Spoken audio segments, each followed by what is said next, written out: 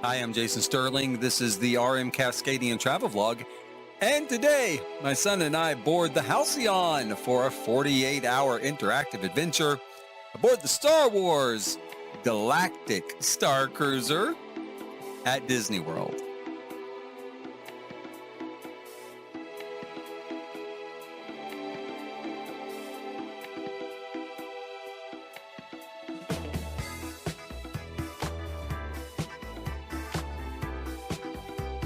Now, okay, we are on the third day. This is the fourth video for our third day on the Halcyon, the Star Wars Galactic Star Cruiser. And it's not really a full day. It's basically the morning of the third day. All of the finales are done. All of the storylines have come to an end. And like any cruise, you can have breakfast, clear out of your room, and go on with the rest of your day and the rest of your life. And that's what we did. We got up relatively early compared to when we had gone to bed the night before. It's our second late night, kind of early rise. The breakfast was good. Breakfast was just like the day before, except I think the thing I'm going to show right here, which is kind of a Scotch egg, I think they call it, or a Scottish egg. I think that was new. I think that was the only new item compared to the 2 days, but it was good. There was not as much of the pressure to leave your room as you often get on a real cruise ship. It was pretty easy going. You get your luggage together, you put it in the hall, they take your luggage down for you. After breakfast, my son and I, did a final sweep of the room. Make sure I didn't leave anything behind. I did have a carry-on, my money and identification, all that stuff in it. Make sure we left nothing behind. And then headed to the atrium for the last time. I would say, you have to be off the ship by 10 a.m. You have to. The ship does have to be cleared by 10 a.m. We got to the atrium probably about 9:30. We were not in a rush. There were a few other people still there as well, also not in a rush. Everything's closed, including, if you don't know yet, the gift shop. The gift shop is closed. I don't know why. Why not? I mean, I know on a real cruise ship, the gift shop is closed the day you disembark, but I have no idea why the gift shop's closed on the Halcyon. It seems like it would be a really good opportunity to grab people, right before they leave, right? Like, oh man, we're going to leave and maybe I really should have gotten that lightsaber, and they want to go in real quick and grab it, right? Seems like it would be a great opportunity. How much can it possibly cost to put a cashier there for a couple of hours? I would think not very much, but it's not open. So if you're going to get anything from the gift shop, get it your first 2 days on board. There is a sort of gift stall, at the little portico area where you enter and leave the building from. It's got Star Wars branded merchandise. So you've got on board the ship, nothing's branded with the word Star Wars, right? Star Wars doesn't exist in Star Wars. So down below is where you'll find stuff that's kind of Halcyon-centric, but branded with Star Wars. So maybe an image of the Halcyon Star Cruiser, and then the word, Star Wars kind of superimposed over it, right? But before you get there, you are in the atrium. You're in the lobby, the still damaged lobby from Kylo Ren the night before. He's the reason we can't have nice things, y'all. Still damaged. It's funny because by the next morning, I really was thinking how odd that grand finale kind of felt to me. Now, I was in the smuggler's path. So all of the interactions, kind of between the Resistance and the First Order, all of that was kind of background to what I was doing. I did help, with rescuing SK, and I did help with sort of the Chewbacca storyline that happened on the ship. But that was very much as kind of an outsider to the overall feel of that part of the storyline, this battle between the First Order and the Resistance. I was definitely a sort of outside guy to that. And so, yeah, the grand finale to me, I watched it. It really felt to me kind of odd, though. I really do remember feeling really, really that it was odd. Why is Kylo Ren here? Why is Rey here? Why are they here exactly? Now, of course, I know they're there for fan service. And there are people that do like the sequels, and there are people that probably were really glad to see them. There were some little kids, super excited Rey was there, and I'm glad for them. But yeah, I remember feeling like it felt kind of odd. And I really felt like, the grand finale almost could have played out in a different way between Lieutenant Croy and the captain. It almost could have been a power play between the two of them. Who's going to come out on top? And so, the next morning I'm kind of having those sort of thoughts. But it was a great finale the night before, and it was an easygoing leave the next morning. Very easygoing in the atrium. You're met by a member of the staff, the Halcyon staff, kind of the concierge desk. They, find out where you're going. Do you need an Uber? Do you need your car? That sort of stuff. They arrange all that for you. They did. They arranged a ride back to my resort, just like my resort arranged a ride to the Halcyon in the first place. That's a Disney resort. The Disney resorts do that. Your main resort probably doesn't, an outside resort, not part of the Disney family, probably doesn't do that. You're probably going to need to hire an Uber or a rental car or your own car, right? Now, a Disney will call an Uber for you if you want to meet you there to take you to a different resort. They just won't pay for it. If you're going to a Disney resort, they will pay for it. So I told them, yes, I'm going back to Pop Century. They got me a ride. And I got in the shuttle, going back down to the surface. It is a little sad, of course. It's a little sad to leave, but it was like any vacation. Sad to leave a cruise ship. When you're leaving a cruise ship and you're going down that, the sort of cruise ship way. It's not a jetway, but it looks like a jetway, the little tunnel, the little bridge that connects you to the cruise terminal. It's always kind of sad, kind of bittersweet. You've had a good time, but now it's over and you're leaving. I will say this. I didn't get teary-eyed. I didn't, want to cry. I didn't think, oh my God, just one more second. I would have stayed longer. I could have stayed and hung out, right, with my son. We could have hung out and done stuff on the ship, I guess. But yeah, I didn't feel kind of that sort of emotional sort of release. It was like, okay, it's over. Let's go. Our adventure is concluded type of situation. And we did head downstairs. We got our luggage, got our stuff. We got our cab. And we went back to Pop Century, and that was about it. And I'll tell you, now I wasn't in a hurry to get off the ship. Like I said, I didn't even get to the atrium until about 9:30. I was not in a big rush. I knew when I got to Pop Century, there wasn't going to be a room ready, right? I know they would try to get one ready as soon as possible, but they have to wait for people to check out and then for the cleaning service to clean the room. And so I knew my room wouldn't be ready yet. And it wasn't. We got there probably by 11. Not by 11, probably by 10. We got there by 10, I would say, back to Pop Century, maybe a little bit later. And, basically got our luggage and stuff and just hung out in the lobby for a while. I did have to ship some things, so I took care of that.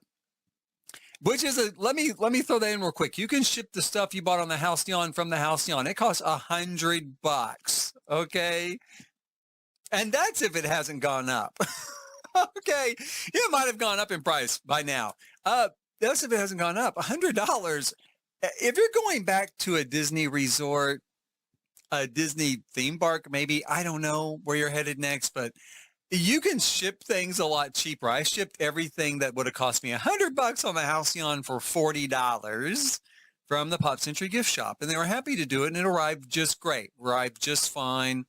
So now I have read a few things that said that maybe the Halcyon group packs things better than typical Disney shipping does sometimes, but I don't have any experience with that, and I don't believe it. I don't believe it. So I took care of some shipping. As I said already in the food review, my son and I used our meal credit.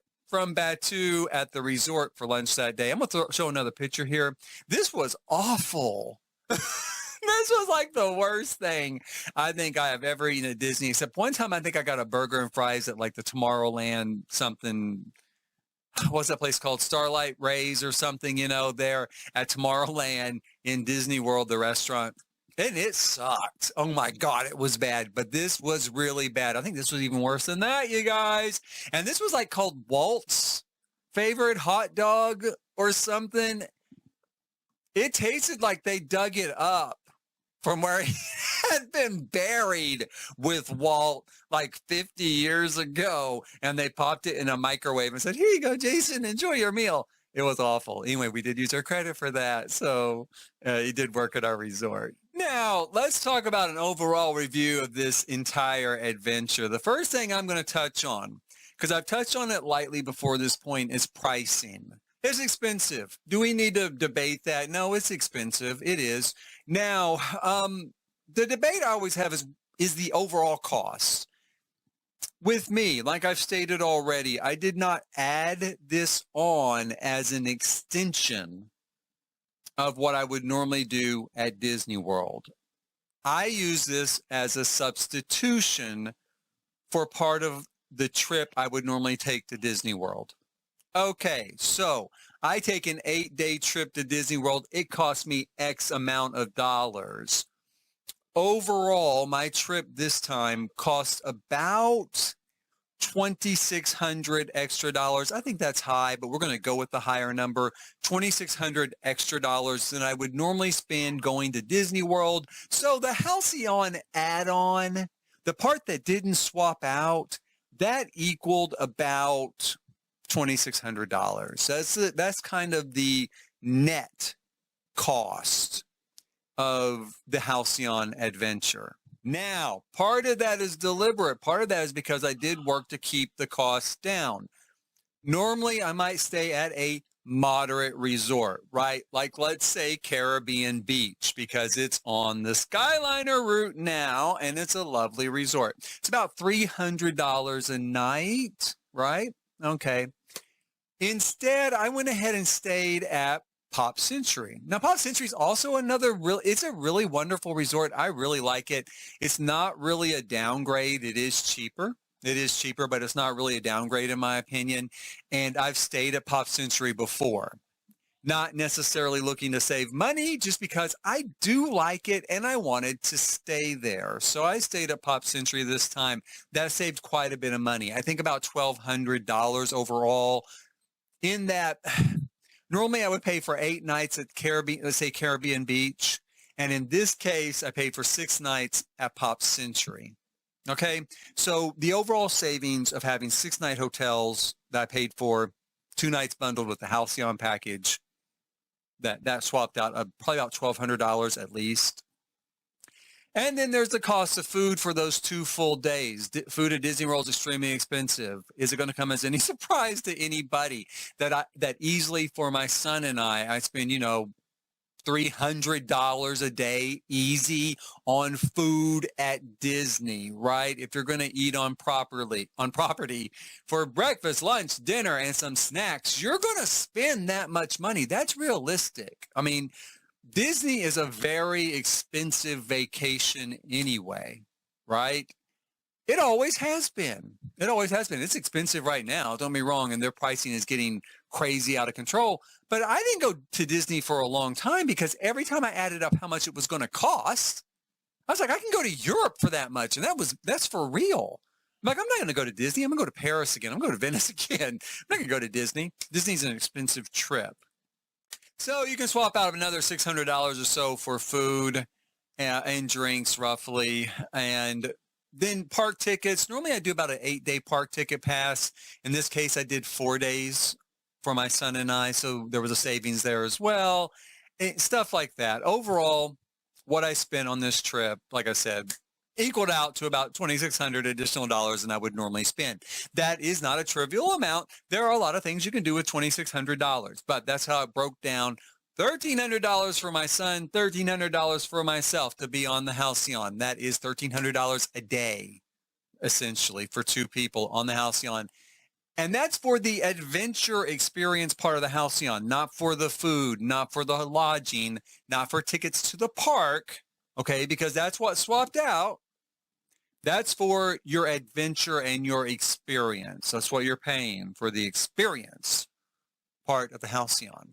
Now, for myself, of course, you're talking about $650 per day for that experience for a single person. What can I say? There's a lot of things you can do with that money. You could build a lightsaber and a robot and a whole bunch of other stuff. Really, 650 is a lot of money. And part of the idea is, though, that this experience, this 48 hours, though, is going to be a magnitude better than those other experiences. It's certainly longer than those other experiences. I think to build a lightsaber for about $300 is something like a 30-minute sort of kind of live action role playing sort of experience.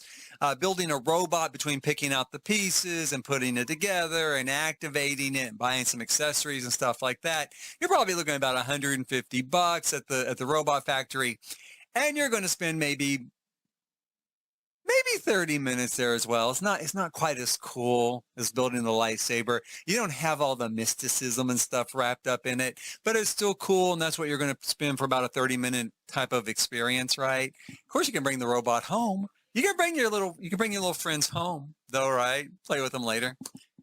So, you're spending $650 a day for this 24 hours of experience, roughly. And you have to decide, is it worth it? And part of what they're selling to make it worth it, to say, hey, this is worth it, is it's personal. It's a personalized experience. You're going to feel like you're really in Star Wars. You're going to feel like you're really a part of Star Wars. You're going to feel like you're saving the galaxy. You're going to feel like you're doing something really important. You're going to feel like you are in the movie. You are living the movie. And that's what it comes down to, is when it comes down to a consideration of cost, and it comes down to a consideration of, would I do it again? That's what it comes down to. Does it live up to that marketing and that hype and that promise? Now, from a certain point of view, it does. The service on there was the best I've ever had at Disney, and I am not kidding. They had their top-notch A-game people there. And not only were they excellent at customer service, and I'm going to exempt that one guy working with that Karen I talked about in the other video. I don't know what happened there or what went wrong. I'm hoping it worked out for her and she got that resolved, because that's kind of a failing in service. But for me personally, everyone I dealt with service-wise was fantastic. They were all fantastic. And not only were they fantastic and excellent and working to the nth degree, they also were invested in this idea. They were all a part of the story. They were all acting as a role within this story to keep from breaking that immersion. And I mean, I don't care if it was the captain, right? We know that's an actor, right? We know she's an actor. She's a real actor. She's the captain. No, but the person replenishing the food at the buffet is also an actor. I mean, for all intents and purposes, they were invested in it. They were a person from a planet in Star Wars, and they talk to you like you're in Star Wars. And everything they talked about, they didn't slip. They didn't say later when I go home to Orlando, when I head back to Orlando later, no, they didn't slip. They were really a part of it. You never felt like you were dealing with someone who wasn't a part of this adventure and really into it. And that is fantastic service. That lives up to it, right? Now, I'll say this. Sometimes I've gotten that same level of type interactions and immersion just at Galaxy's Edge. I have. The retail stalls and some of the shops, some of those people also totally are into it. They are. I've had them really get into it. But not always, and it's real hit or miss. On the Halcyon, not hit or miss. Every single person was engaged and working with you on it. And for what it's worth, in case you're wondering, we got room service. Like our rooms were cleaned each night. Okay, not any of this every other night, or back then it was still like every third night or some nonsense. I don't know. But yeah, No, they were going to clean every night for you. So top-notch service. Also, the facilities look brand new. Now, with the notable exception of Rey's lightsaber not working during the grand finale, everything else looked like it was brand new, like it had been unwrapped yesterday. We could have been the first people on that voyage, and we wouldn't, you couldn't tell that you weren't. It reminded me of Disney in the old days when everything shined and everything was polished and every single day was opening day. And even the bus, when you got onto the bus, the little metal grate down there that you stepped onto to climb onto the bus was polished, right? Everything on the ship was polished. Everything was shining. Everything looked brand new. It was months old, but it looked brand new.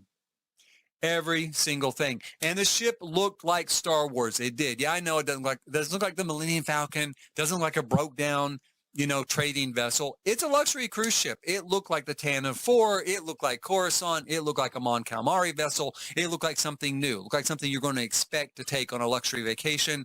Fulfilled that. I definitely felt immersed in the universe, including the food. Of course, food was excellent. As I've already mentioned during the food review, I felt like it was some of the best food I've had at Disney World. There are great places to eat at Disney World, but a lot of Disney World food is not always that great. A lot of times it is a basket of fried mess. Sometimes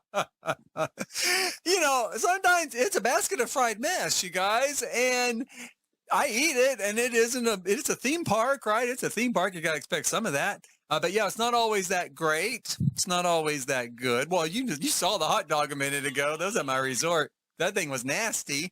So the food on the Halcyon was all good. I enjoyed every single bit of it. I thought it was all really well prepared. It looked in universe. It had a great appearance. And, what can I say? It was excellent. As far as that goes, as a resort goes, it was really a great resort. Facilities were fantastic. Food was fantastic. Service was fantastic. Of course, as I've already touched on, though, we're not there for a resort. Not really. The extra money that we spent above and beyond what swaps out, which incidentally, I'm going to say this real quick, because when we talk about swapping out, if you normally stay at a deluxe resort, you went from a deluxe to a moderate, and Disney's paying for 2 nights of your resort stay, on the Halcyon itself, you're probably going to save the entire cost of that trip, because the deluxe resorts are so expensive that it probably seems a whole lot cheaper. When you're like, yeah, we went from a deluxe to a moderate, we saved $5,000 or something like that. Anyway, I'll throw that in real quick. But what you're paying for is the adventure and the experience, right? Now, of course, the big problem I feel like is it does rely really, really heavily on your data pad, which is your phone. It's fun to do that. Don't get me wrong. I had a lot of fun with it.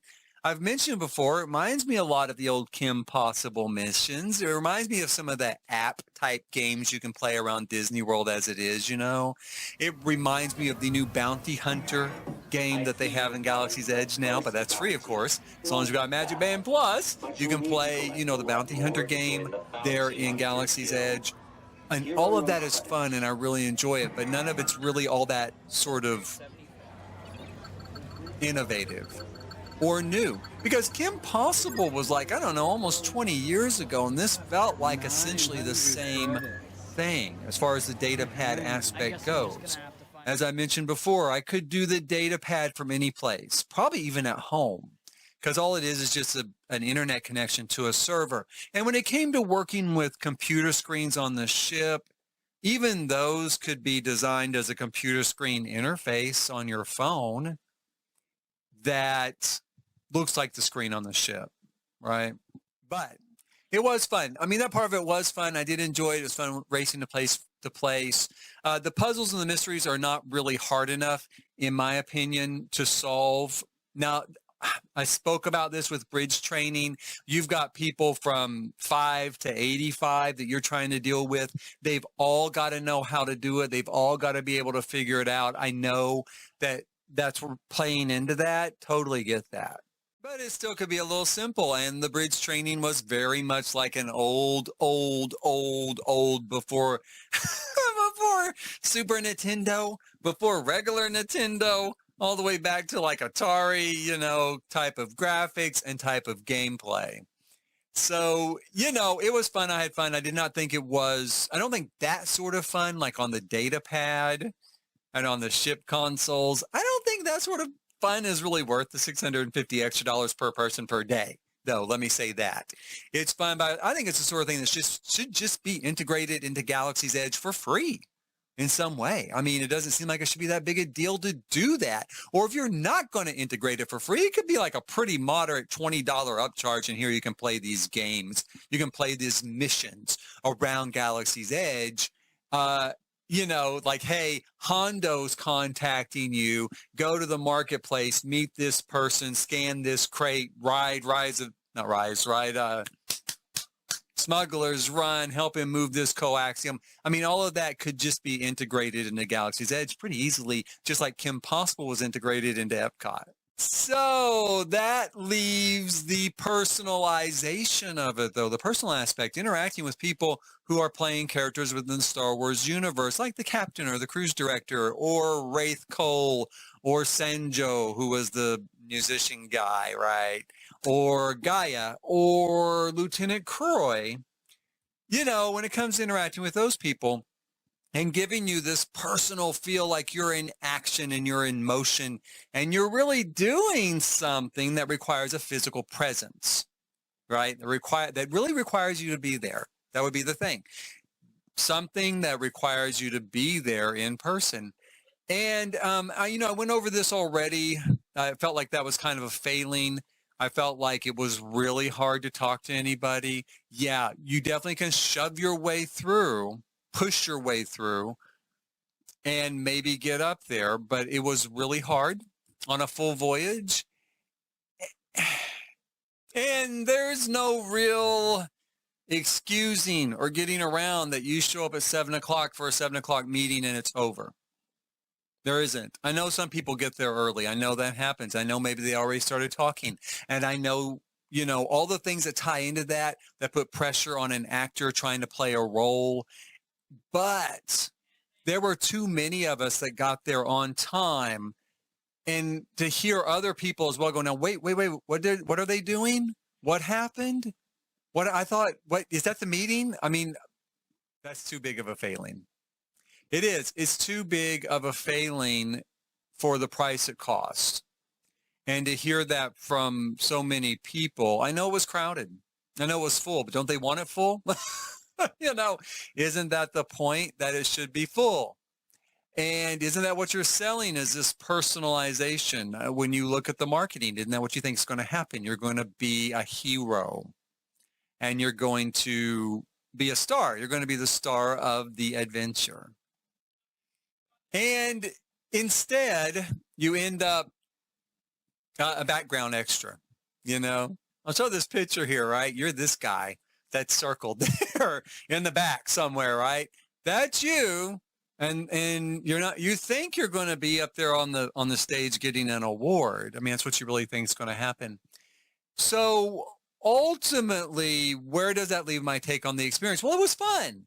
I mean, it was fun. I mean, I'm not the sort of person that's going to say, okay, it didn't live up to all the expectations, so it sucked. It's horrible. Oh my God, never go. I'm not that sort of person. But, it was fun. It was fun.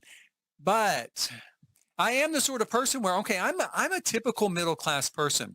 The cost of it, well, maybe not typical. I don't want to get into a debate. What defines typical in the United States? I'm a middle-class person. The cost of it was not something that I was like, okay, hey, I can either, do this weekend or do this for $6,000 or $5,200. I'll do this. It was an expense. And it wasn't a trivial decision to do it or to spend that money. And it usually isn't with me. Even if I can afford it, it's not a trivial decision. So I paid full price. I don't have any expectation of return on what I paid. And that's the basis I use it for when deciding, would I go again? And that's a really tough decision. That's a really tough thing to say, because on one hand, I had fun and I enjoyed myself and I love Star Wars and the facilities were really cool. And as I was going through the pictures and the video and I was remembering the things my son and I did, we had such a good time. We had so much fun. And I have to admit, one of the best things we did was just sitting around playing Sabacc in the atrium We played once inside the cantina, not on the holo table. As I've said, we didn't get to do holo sabak, but just at a table, and we had a really good time, and we had a lot of fun. And so when I'm going through that, and I do still feel that excitement of being there, and I felt that excitement of getting there, and I also felt that disappointment, though, of kind of not feeling like I was really included. And even though it was fun, my son and I have fun pretty much everywhere we go. You know, we had fun the rest of our trip at Disney, and we have fun if we go on a cruise, and we have fun when we went on Amtrak, and we have fun pretty much everywhere we go. So saying, well, it was fun is not really enough. You know, it has to be enough fun over and above what we could do someplace else, or at least equal to someplace else for the same cost. Now, so all of that in consideration when it comes down to it, I mean, I would go again. I would. Let me make that clear. I would go again. It's not that, because it was fun and I enjoyed it, and I would go again. But it was really too expensive for what it was this time. It was. I mean, because it didn't live up to the promise, and it didn't live up to the marketing. You know, if I had been all teary-eyed on that elevator leaving because I felt like I had such a personal connection to the people on the ship, and I had such a personal connection to the storyline, and I had such a personal connection to everything I did, yeah, you know, I'd probably be like, oh, it was worth it. Oh, my God, it was worth it. I didn't. There's no way getting around it. It was about the same. No, I was going to say it's about the same connection as I have to a video game. I'm actually probably more emotionally connected to The Sims. You know, I've shown a few pictures here, right? I mean, I'm emotionally connected to this. This is a story I created myself. You know, what happened on the ship was like playing a video game. And at the end of the video game, he's like, yeah, that was fun. I had a good time. I really enjoyed it. But I'm not really emotionally invested in, like, you know, Cyberpunk 2077. You know, I'm not really emotionally invested in Star Wars Battlefront. I had a good time playing Star Wars Battlefront, but I'm not emotionally invested in it, or Jedi Fallen Order, you know, any of them. It was fun and it was enjoyable. There was no emotional connection. And without that, it's not worth what they charged. It's not, because they're charging the extra stuff for that connection and for you to feel like you were personally involved. So, would I do it again? I mean, yeah, I mean... May the stars light your way. What was your favorite part? Are you recording? I'm unsure. Probably the friends I made. Oh, the friends you made? Okay, that's cool. That's a good answer. My favorite part was probably all the missions on Batu. Because that's when we were really like running. Well, you know what? Too, when we went to the asteroid field and reactivated the communications station on the bridge, that was cool. Yeah.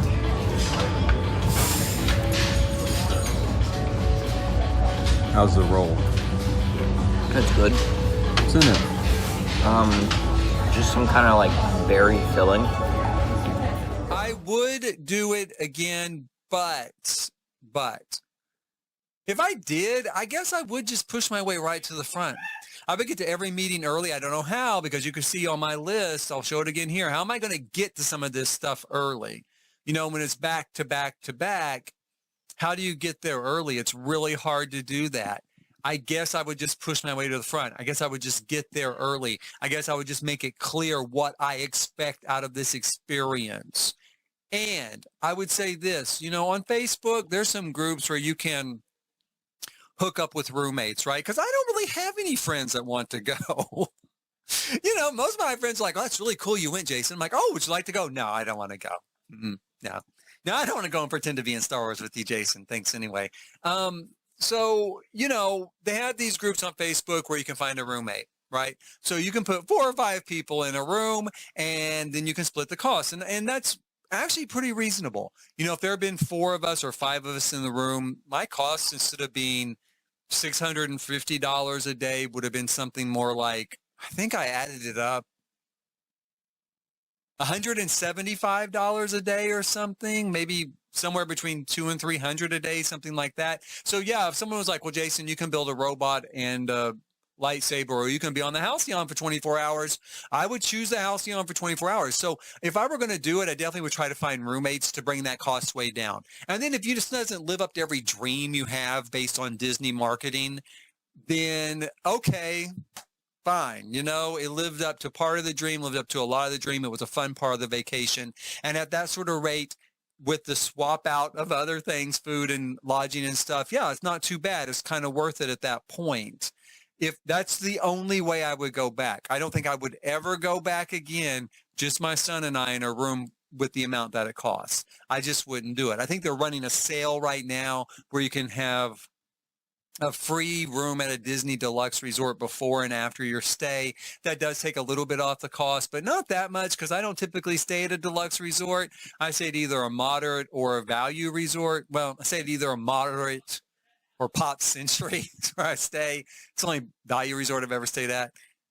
So my costs are not that much anyway, normally for the stay before and after. So, you know, what can I say? Yeah, I don't feel like what I experienced was worth the full cost on per day. It just wasn't. And if I went back, I would do it that way. I'd get roommates and I'd force my way to the front. And ideally, it'd be great if it was a new adventure, you know, because I was involved enough with some of it to kind of see what happens. I kind of know what happens at the end of the Saja storyline. I mean, you know, with my son being involved with that. So it would be nice if it was a little bit different adventure. It'd be nice if it's a little more sophisticated of a mystery too. But oh well. I mean, at the end of the day, it would be fun to go back with my son and just hang out too. He and I, you know, having fun. And that's it. That's my feelings on the Star Wars Galactic Star Cruiser Halcyon today.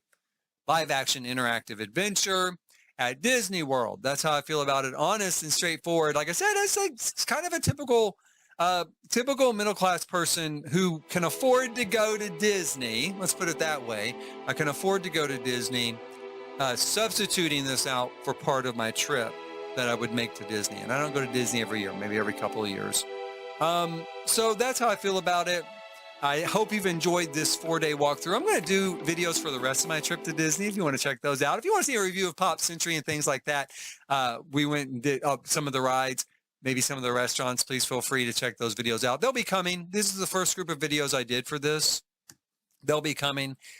And if you have any questions, of course, please feel free to post those at the bottom. I'm happy to answer them. If you have any of your own comments about this adventure, about the Star Cruiser, how you feel about it, please feel free to post those as well, you know, good or bad. And if you've been or not. If you haven't been and you still think it sucks, that's fine. Post that as well. I think everyone's opinions, you know, are fine to put down there. It's great. Go ahead and do it. And please hit like, subscribe, and notify. And in the meantime, until next time, thanks for watching.